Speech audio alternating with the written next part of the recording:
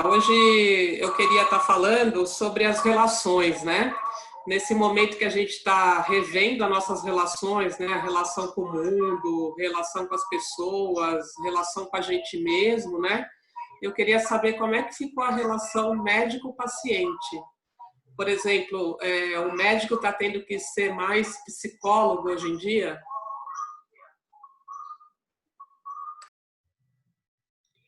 Interessante você perguntar isso, né? Isso é um próprio objeto da medicina, que é tratar o sofrimento humano. E o ser humano, ele é um ser gregário, é um ser de relação. Então, nós temos uma primeira relação que é intrauterina, quando a gente está sendo formado, né, dentro da mãe, onde a gente já traz todo a nossa totalidade em potência e começamos então a nos desenvolver num ambiente totalmente protegido e sem separação da mãe. Então é totalmente imerso, né, no organismo materno e totalmente então em relação com a mãe, uma ligação profunda e total. Então lá nós estamos sendo feitos, né? Nós somos fetos. E quando nasce, nós somos afeto, ou seja, a gente tem que viver a relação individual nossa com nós mesmos e com os outros. Então a gente vem um pouco imerso nesses cuidados iniciais da maternidade e depois da família, para aos poucos irmos nos desenvolvendo numa longa jornada. Parece que o ser humano nunca está pronto totalmente, a gente está sempre se aprontando. Então, se eu tiver 90 anos e estou pisando aqui na Terra, estou entendendo alguma coisa, eu ainda estou me desenvolvendo. Então, eu preciso de todo o meu sistema afetivo de relação, né? Porque conforme o exterior vem e me afeta, ou a percepção interna vem e me afeta, eu entendo alguma coisa e eu posso desenvolver algo chamado consciência. Então, é como se eu viesse de uma grande inconsciência para uma grande consciência. Então, desde o início, estamos falando aqui de mecanismos psicológicos, que tem uma lógica psíquica.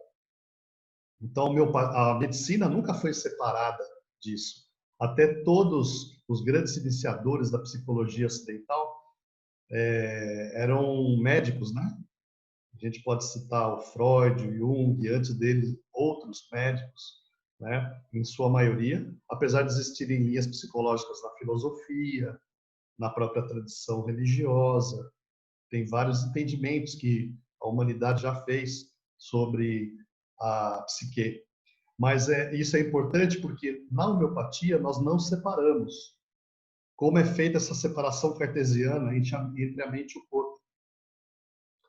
Então eu vou levar o corpo no médico, a mente no psicólogo, o... é tudo segmentado, né? Não, na verdade, é uma união, uma totalidade. Então, o homeopata, desde o início, ele vê todo o quadro de sintomas, mas principalmente o que ocorre na mente. Vamos dizer que toda alteração desse órgão imaterial que a gente chama de mente, né? Porque ele não está só no cérebro, está no corpo todo da nossa mente, né? Na nossa totalidade, né? Tudo isso é de alto grau, porque isso fala desse sistema que leva a consciência, como eu estava explicando, desde a nossa formação, né? Vamos dizer assim, o definidor do ser humano. Somos seres de relação, somos seres conscientes. Estamos aqui para uma tomada de consciência de si mesmo e do todo, e eu diria até do planeta e do cosmos.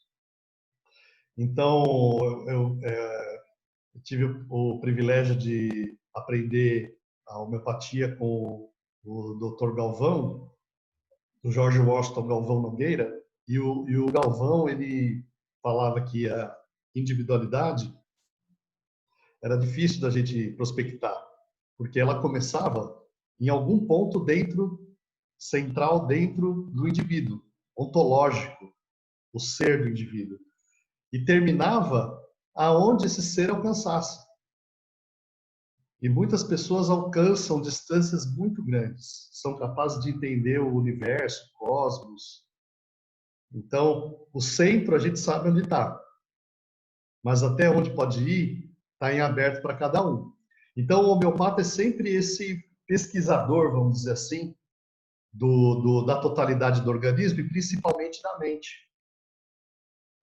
Porque a mente ela vai definir, ela vai dar uma pintura final, uma tintura, um colorido para aquele quadro que vai ser definidor, inclusive, do melhor medicamento a ser usado, né? E isso tem uma importância muito grande, porque mitologicamente nós temos o nosso potencial de cura interno, nosso curador interno, que é ligado aos mitos de Quiron, né? Que é o Deus que era capaz de curar a todos, mas possuía uma ferida que não se curava nunca. Então, todos nós temos dentro de nós uma coisa arquetípica do curador. Então, o que o médico faz é ativar essa energia ligada ao curador interno e acompanhar o paciente na sua cura. Não é o médico que cura. Na verdade, o paciente se cura. O paciente desequilibra, o paciente faz a sua doença, o paciente reage e o paciente se cura. O médico é esse que tem esse conhecimento tal que ele mobiliza tudo que está, todos os recursos de forma favorável para o paciente. Internamente e externamente, tanto dando medicamento, quanto dando medicamento moral, por exemplo, que são os conselhos, os aconselhamentos, né? Quando é o caso, ou as diretrizes, né? As reflexões, os acompanhamentos, quando é o mais preciso. Quando a pessoa está crescendo, ela está sendo acompanhada. Em algum momento, eu preciso de orientações, às vezes eu estou desorientado, mas depois das orientações, eu preciso ser acompanhado. E algumas pessoas podem crescer e se desenvolver para muito além. Então, essa companhia pode ser um processo muito agradável e de crescimento mútuo em algum momento, né? Então, acho que, não sei se eu respondo como o ser humano é afetivo, agora que a gente está vendo a dificuldade das relações humanas, né? Esse é o objeto central da homeopatia. Porque o sofrimento humano sempre está ligado a algo da esfera imaterial, dessa esfera subjetiva, né, do mundo interior ou da alma, como se diz, né? O que a gente observa, então, é essa necessidade hoje da humanização da medicina como uma contribuição que a homeopatia pode dar de forma muito contundente, porque ela já tem em suas bases até hoje esse tipo de atuação.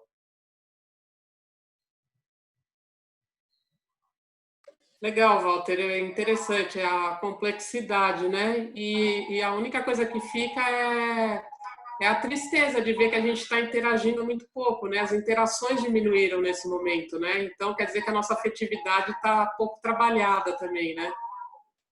Sim, nós não temos um material interno suficiente para entender o que está acontecendo agora de imediato, mas nós deveríamos ter uma adaptação psíquica suficiente para ultrapassar esse pequeno percalço, né, de ter que olhar para os outros, se cuidar, ficar em quarentena, mudar um pouco a forma de viver, né? Mas isso daí não está sendo a regra. Ou a pessoa muitas vezes reage negando, não cuidando, não usando máscara, negando a doença, ou age com um medo muito extremo que paralisa, que também tira as forças dela, que relativiza demais a possibilidade dela reagir e se equilibrar frente ao novo, né? E é uma realidade difícil que está obrigando a gente a se reinventar, né? E a gente está vendo então que muitas coisas muitas reações estão vindo daí, estão enchendo o consultório. É uma coisa para a gente pensar com muito cuidado, porque até para pegar, até para sofrer um acidente, a gente tem que estar com uma causa emocional e psíquica, até para ficar resfriado. Então, sempre primordialmente, houve alguma coisa que afetou a gente. É que às vezes é difícil rastrear porque a gente não está ligado totalmente no nosso momento presente. Então, um dos papéis é a gente se ligar mais no que está acontecendo, né? E dar atenção, conversar consigo mesmo e buscar ajuda. Perfeito, acho que ficou bem respondido. Ótimo, então. Acho que ficamos por aqui. Ficamos, nós não queremos esgotar os assuntos, mas por algum nível de reflexão, e então a gente pode retomar isso outras vezes, que é muito importante. Com Muito certeza, obrigado. senti isso também, que dá para retornar. Tá bom, então. Bom dia, Walter. Bom dia. Tchau, Cláudio.